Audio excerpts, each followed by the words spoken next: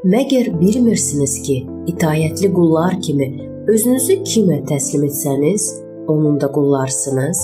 Ya ölümə aparan günahın, ya da salihliyə aparan itayətin qulları ola bilərsiniz.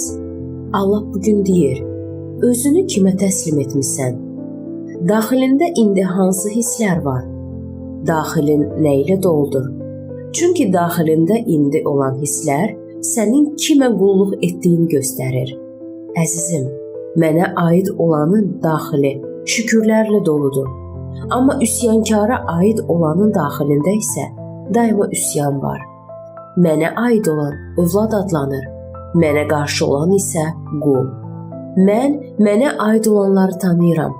Ata öz övladını tanıdığından daha çox mən mənə aid olanları tanıyıram. Əzizim, mən səni tanıyıram. Sənin daxilində nə olduğunu bilirəm. Mən istəyirəm ki, Davud kimi özünü yoxlayasan.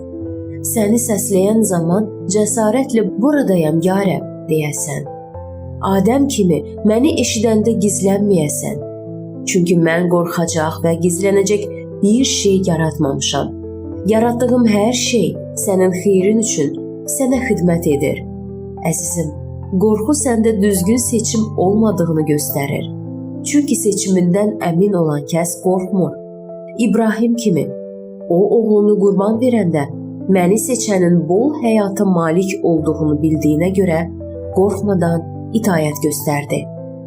Əziz balam, qorxu itayətinə mane olur. Qullar qorxur. Sən qul deyil, övladsan.